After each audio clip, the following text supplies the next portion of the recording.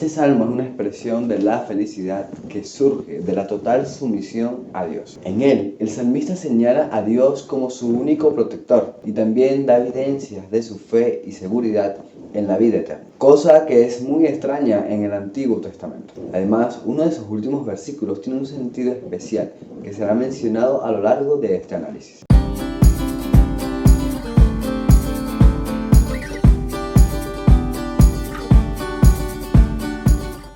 El salmista anhela de Dios una protección continua, no solo en los momentos más apremiantes de la vida, sino en cada instante de su vida. Confía en que el Señor será su protector. Señala que Él mismo ha decidido colocar a Dios como su Adonai, es decir, su amo, su dueño, su Señor. Por ende, este amo es la fuente de todo su bien. Por eso lo adora y confía en Él.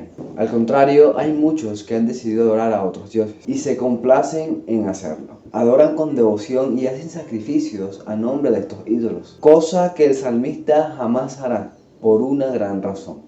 ¿Cuál razón? La razón es que el Señor es todo lo que necesita. Ha colocado en las manos de Adonai su vida. Esto le hace ver que ya no necesita más, ya que es el mismo Señor el que lo llena de múltiples bendiciones. Otra razón es que el Señor, en su bondad, le ha dado el mejor lugar para morar, la presencia misma de Dios. Este don fue el mismo Dios que se lo dio al salmista, quien eligió estar al lado de Dios. En el versículo 7 encontramos que es el Señor el que lo guía y a través de la conciencia desea corregir aquello que no está bien. En los momentos de quietud, cuando la bulla es inexistente, Dios habla al corazón del ser humano, buscando corregir aquello que está haciendo mal y está arruinando su vida. Para David, quien fue el autor de este salmo, Dios no es una mera abstracción, sino una persona que realmente está a su lado. En todo el capítulo esto es evidente. La compañía de Dios es la razón de su felicidad y esperanza. El saber que Dios está a su lado no lo hará caer en ninguna tentación o lucha que enfrente. Su roca es Cristo. Su fe está firmemente anclada en Dios, que nada lo hará caer.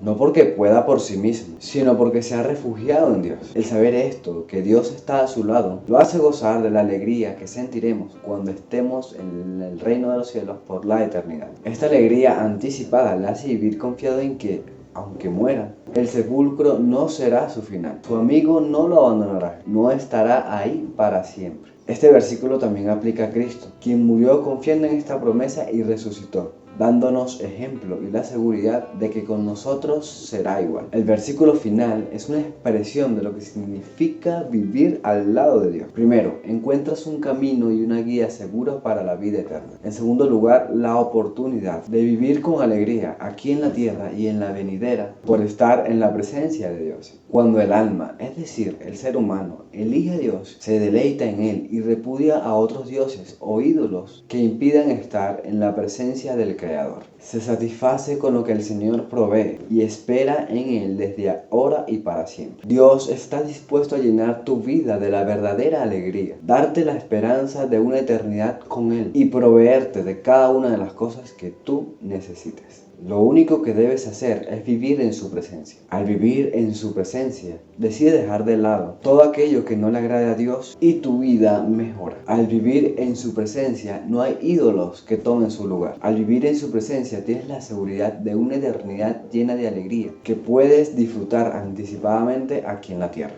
Elige a Dios. ¿O tienes miedo de ser verdaderamente feliz? Espero que el mensaje de hoy, analizando este salmo, haya sido de bendición para tu vida. Si así lo fue, recuerda dejar tu like y también compartir este video. Es muy importante para que otras personas también conozcan este mensaje.